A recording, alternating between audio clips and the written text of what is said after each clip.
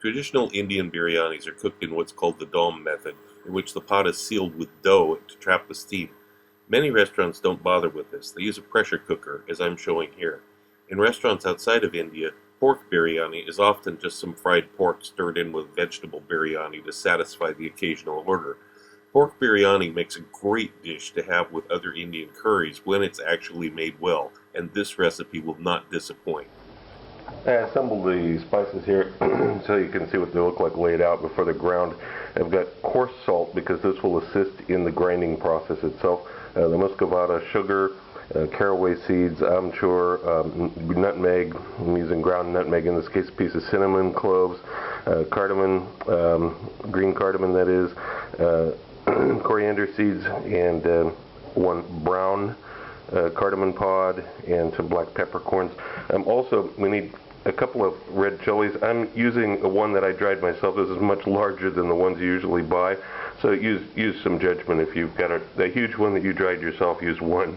If you're using the little ones that you buy that don't have much flavor, then use 2 or 3. Unlike most times when you're grinding spices, we're not actually going for complete powder here. We want to break these up, but we don't want to turn it into complete powder. So you have to use some care. Pulse it. This is good. It's coarse.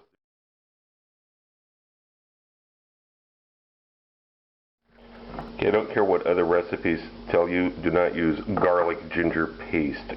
Grate your ginger fresh, chop your garlic. And one of the other reasons why is that we want this garlic to still have some sized pieces in it. We don't want it to be complete puree because it'll burn that way. We want it to have some pieces. It's going to cook for a long time. We also have the green chilies. Now you can remove the stems, the seeds and the membranes from this if you don't want it as hot. If you want it really hot, use the whole thing. But these need to be chopped up. So I've got the green chilies, the garlic, and the ginger in there. I added the yogurt. Do not use non-fat yogurt. Here's the coarsely ground spices. And we're going to stir this together to make the marinade for the pork. Once you have this stirred together into a paste, we're going to add the pork that's been cubed up. Now you can use a spoon to mix it, but it's really not nearly as good as your hands. You really want to get the spices really worked into the meat, massage it in. You will get the best results this way. I know a lot of people are squeamish about touching raw meat, especially pork. Just wash your hands afterwards, it'll be fine.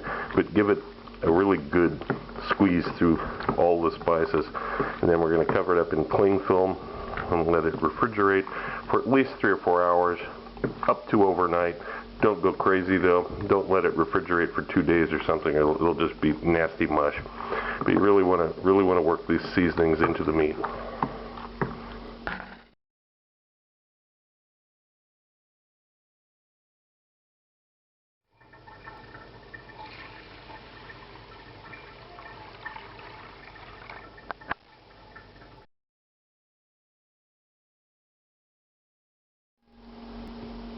Have the ingredients assembled to begin producing this.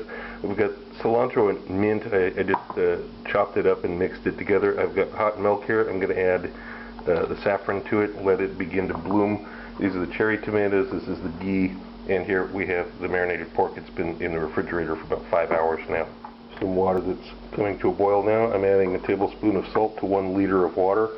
And I'm going to drain this rice off and put it in once the water actually comes to a boil, and also put your 2 bay leaves in the water as it comes to a boil. Get that started. Now we're going to begin cooking the pork in the ghee. The pan is hot. Add the ghee to it.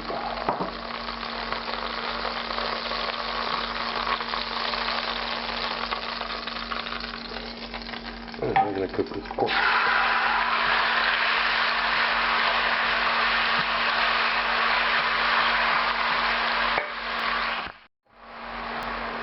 After about 3 minutes, by the way, I have this on 7 out of 1 to 10, so it's a medium-high heat. After about 3 minutes here, I'm going to add the cherry tomatoes. Continue cooking it.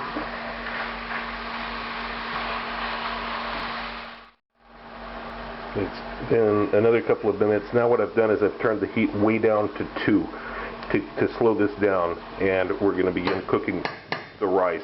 We just want to keep this warm, basically. Okay, our water is at a boil.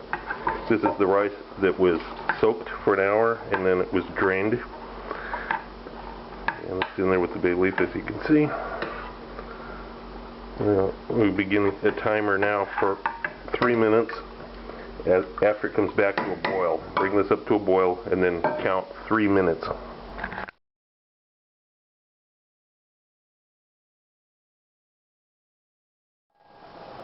When the 3 minutes has elapsed, we're going to begin putting a little bit of this cilantro and mint down over the top of the meat, and then we're going to layer some rice over the top of this.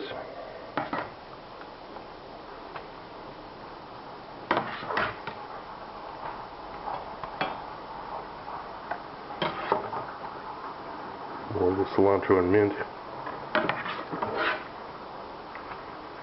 The bay leaf gets in there too. We'll remove the bay leaves later.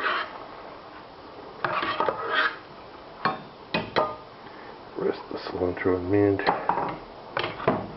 Yeah, making an art project here, you know, if it's not exactly even on top, it ain't going to make any difference time it's actually done cooking.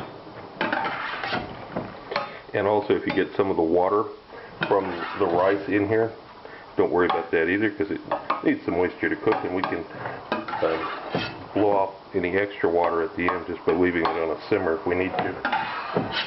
Okay, that looks pretty good. Now we've got the saffron.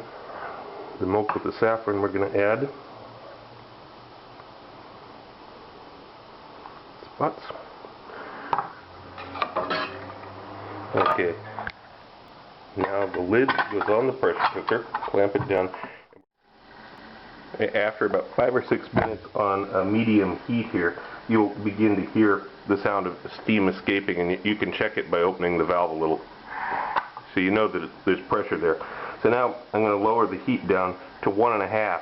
Out of 1 to 10, it's on 1.5, very, very low setting, and I begin the time of 40 minutes. The object during this period is to keep it just below the point where the pressure escapes. I'm going to open it up just a little bit to show you. See? It's full pressure, but not enough heat to actually break the pressure release point.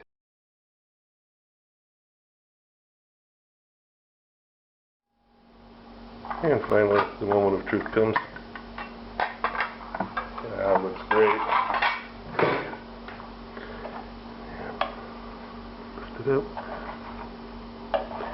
and toss it a little bit and plate it up with some fresh cilantro.